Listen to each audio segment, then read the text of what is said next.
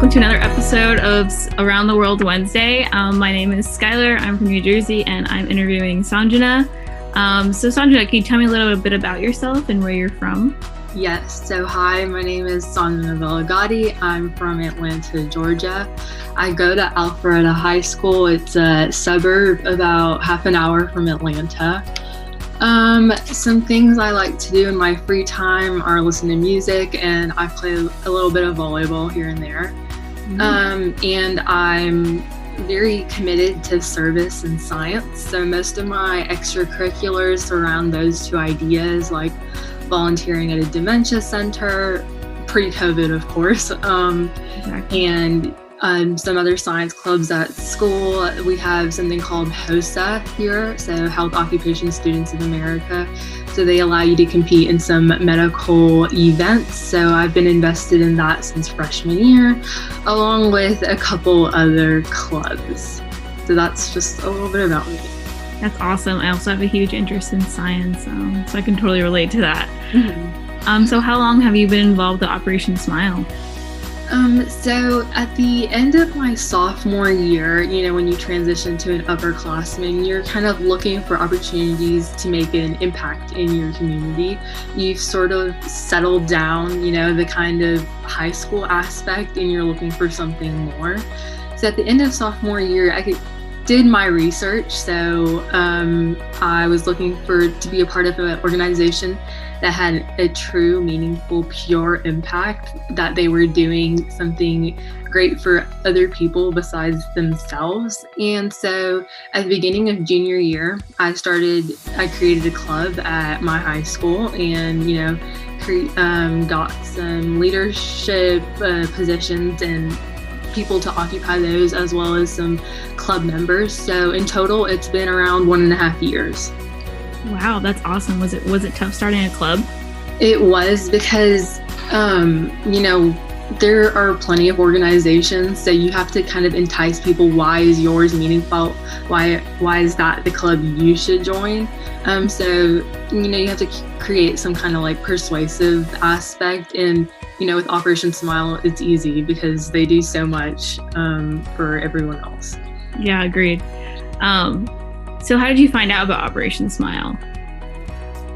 So, Operation Smile, so I got a brochure. So my family likes to do this thing every holiday where we donate something as small as $50 to an organization, just to give back for the holidays. We have so much, and so many people have not as much. And so it's just, a thing we like to do. So we got our brochure in the mail, and we were interested because we like to, look through them and see, like, maybe this is a possibility for us to donate.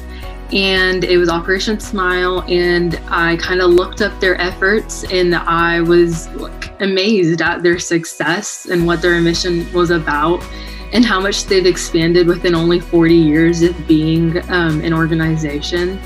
And yeah, so that was my first initial interaction with it. A really interesting way. I've never heard that, where you've gotten like a brochure in the mail. That's really cool. Yeah, very, very small kind of instance, but led to something so much bigger. Yeah, no, that's awesome. It's like it's meant to come to your doorstep. So are you currently working on anything like Taskwise with Operation Smile? So, with COVID, the opportunities are very, very minimal to, for volunteering or service or fundraising. But our chapter at Alpharetta High School has created kind of a holiday ticket board. So we have a board, and it's a virtual thing, so very safe, COVID friendly and everything. And there's 16 tickets on the board. Each ticket is $5. And so you get people from all over social media platforms, from Instagram to Snapchat to TikTok to Twitter to Facebook, anything, all these platforms that you can reach so many people. And you ask them to donate to our Smile Fund that we created. So $5 a piece. And so our members will post this, and once they fill up their 16 tickets, we do kind of a raffle, and one of those 16 tickets will get a $15 Starbucks gift card. So we really liked this idea because it's very affordable. $5 is not a lot to a lot of people, and easily you can, without getting maybe takeout one day, you can spend on this. And it reaches so many people because it utilizes social media in such an effective way to reach maybe people you didn't know but are willing to contribute to the cause. And with the incentive, the $15 Starbucks gift card. Oh yeah, I need an incentive sometimes. Definitely. I think more people are inclined to participate, hopefully. Yeah. So I have a small picture. Oh, awesome. That's the board kind of thing. I don't know if you can see it quite. Yeah, no, I can see it. That's really cool. Yeah. And you post it all over social media? Exactly. Wow. Yeah, you have to kind of use like your resources in this new COVID world to really keep fundraising. So that's like a really creative new thing I've seen. I know we've been doing the Venmo challenge, and that's similar. Very cool. Mm-hmm. Yeah. So, what is your favorite thing about being a volunteer for Operation Smile? Operation Smile has so many different aspects, but I think the one very important thing that differentiates them from other organizations that also have such a meaningful impact is that your work is making an impact. So 1 in 700 babies are impacted with these orificial clefts, and unlike cancer, which are very, very prominent diseases and conditions, and like AIDS and heart failure, the solution to this problem is very attainable and realistic with these surgeries. It's not something that's in the works or has been in the works for years, or like they don't have a cure yet, but we're coming up on that. The progress is slow for Operation Smile. I feel like the progress and the amount of people we can reach is very, very fast. And so then that makes you feel kind of that your work is very, very like direct and very important, because whatever you're doing is directly going to whatever they're doing. And also another thing that I really like and appreciate about Operation Smile is that the founders, Dr. Bill and Kathy McGee, they make you feel very appreciated. They thank us a lot through the webinars, through social media. They emphasize the importance of volunteers and the student programs. And, it makes you feel like your work is validated, and it provides a sort of motivation and inspiration to keep going and doing whatever you can for this organization. No, I completely agree with that. I mean, we have these international leadership conferences all for students. Like that alone empowers us to really make a difference. So have you been on in one of the conferences? Unfortunately, so last year was my first year with Operation Smile. So this summer I was inclined to do the ILC, but it was online. So that was a good experience though. Yeah, definitely. Honestly, whenever you get the chance to, after everything gets back to normal, I would totally jump on it. It's really a great experience. Definitely. I will definitely try to, yes. Yeah, it'll definitely be your next favorite memory. But as of now, let's talk about your current favorite memory with Operation Smile. So as COVID hit, the opportunities became very, very limited and almost minimal. So the Serving Smiles program that I was able to be a part of was very, very impactful and my favorite memory as I'm talking about it. So the essence of the Serving Smiles program was just so captivating that, even though there's a pause on the work that we've done internationally due to its safety conditions, and rightfully so, we're still able to make an impact wherever it is. May it not be outside, it will be inside our community. So that's exactly what we did with Serving Smiles. And my chapter collaborated with the nearby Operation Smile chapter, and we were able to coordinate and deliver around 100 meals to 4 different major hospitals around the Atlanta area. Wow. So, it's not a small thing, because each meal costs like so much, and then 100 meals to 4. So as you know, as we receive the pictures of the hospital heroes smiling with their fresh pasta, it really touches your heart. It gives you a sense of comfort and gratitude that, you know, we're able to provide such a small thing to people who are doing so much for our community during these trying times. And yeah, so that really touched my heart. That was a great experience. I was able to collaborate with a lot of Operation Smile people as well. And based on that experience, I was approached to participate in the Summer of Innovation competition. Ooh. So that was a thing that my Student Region Associate Director, Jackie, she was able to, you know, come to me about and say, hey, like, would you like to participate in this? And I was more than happy to, because I was at home anyway, so what was I doing? And through that, I was able to connect with various Operation Smile mentors and student leaders. And even though we, you know, come from different backgrounds, we were like centered for this main cause. And that was a new and important thing that I was a part of. And I learned a lot of lessons from that experience. Oh, that's a great memory, honestly. It makes you feel like a sense of like togetherness. Exactly, unity. Unity, yep. So what's the biggest lesson you've learned so far with Operation Smile? So in terms of a student leader for Operation Smile, I would say one of the most important, or the biggest, is how essential effective communication is.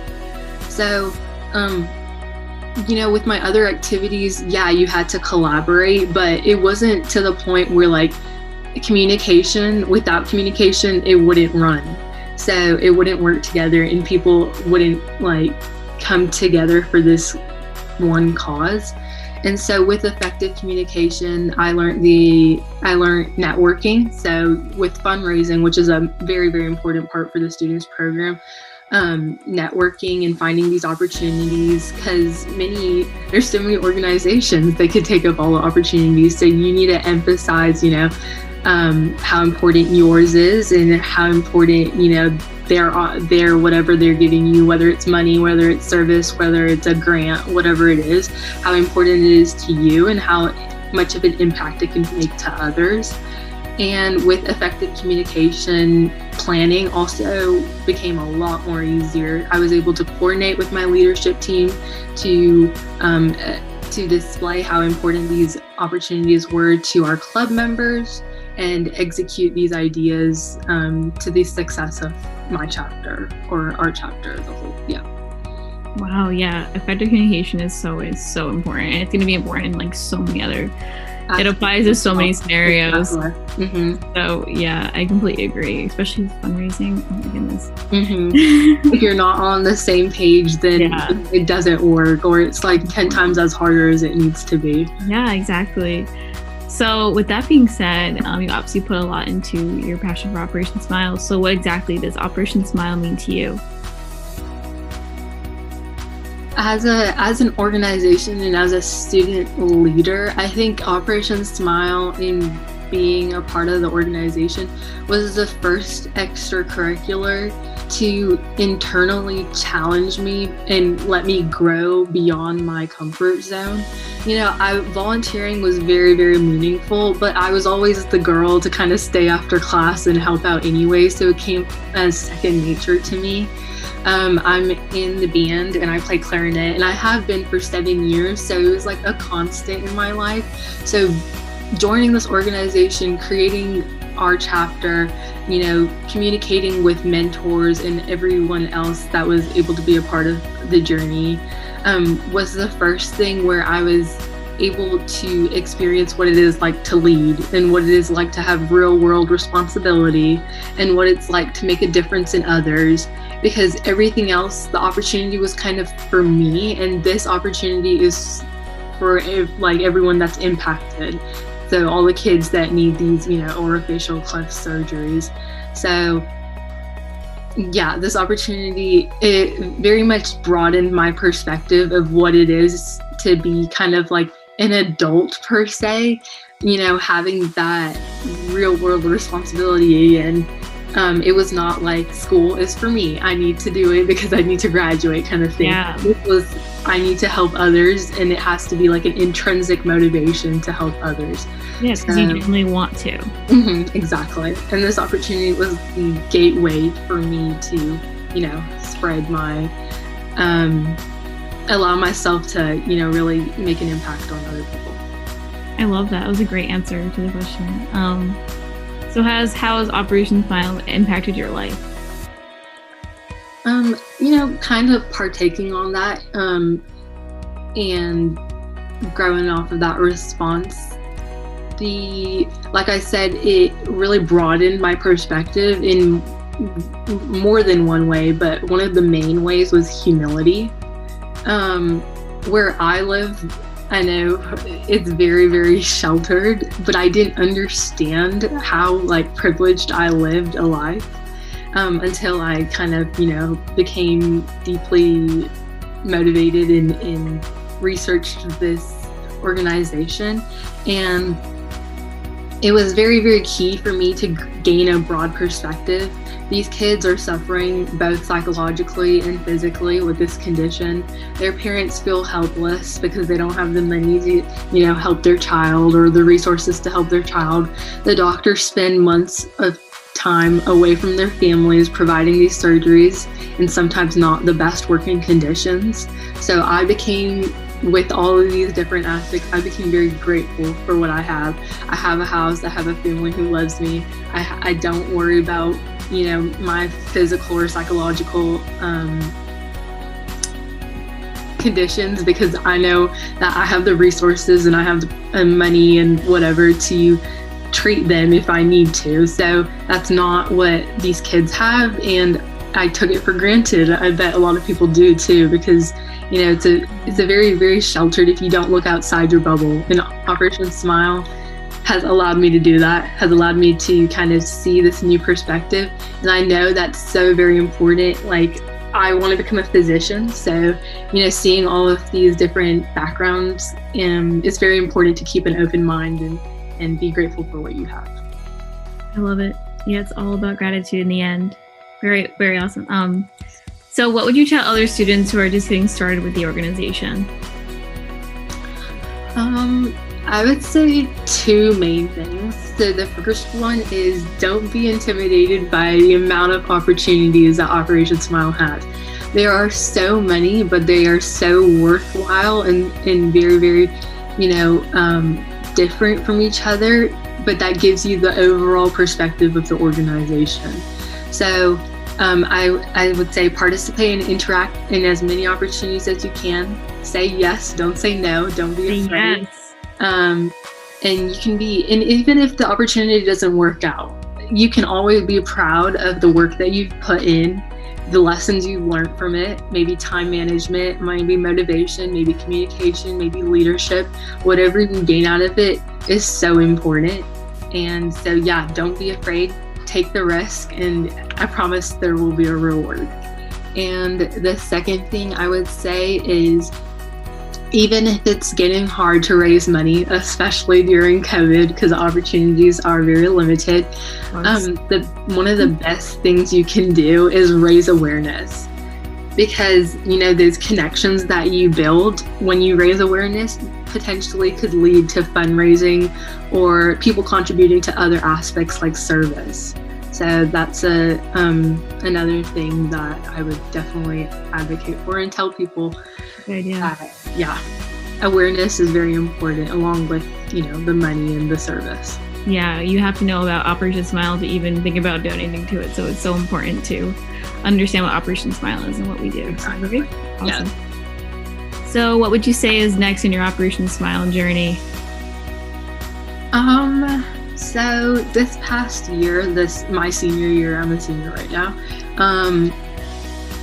growth in our organization has been tremendous in terms of, people recognizing what we did junior year or my junior year and wanting to be a part of that. And our people are invested in the organization's motive to provide hope, whether it be in the young children suffering from the orofacial clefts or within the community. during these trying times. So I hope to pass down a strong foundation of the Alpharetta High School chapter of Operation Smile to some high achieving and passionate individuals who will continue their legacy for years to come. And as I transition to college, I hope to further my involvement in Operation Smile in an already made chapter, because I know there's several across the country, especially in the South. Or if I go to a college that doesn't have an Operation Smile chapter, I would love to create one and kind of build again. I know what it takes from this experience, so those lessons will be very valuable for future experience like this. Yeah, I have so much confidence that you can build your own chapter at any university you go to, because starting a club is really way easier said than done. If you already started at the high school level, it's very similar. It's just a little different with university, but that's awesome. I definitely think you should start a club wherever you are. But like you said, there are a bunch of clubs. I was lucky enough to hop into one. That's very nice. Yeah. Which one, if you don't mind me asking? I go to Northeastern University up in Boston, so I'm up there. So interesting. You're around. Of course. Yeah. Boston up north, right? So very cold. Very cold. But right now I'm home for the holidays. But yeah, very cold up there. Really nice. Yeah. Yeah. Well, thank you so much for taking the time to interview today for this episode. I just want to say like and subscribe below and to our YouTube channel. And it's been a pleasure getting to know you. Yes. My dog's on my lap. Thank you so much. Oh. She's getting rowdy. Thanks for interviewing me. Of course.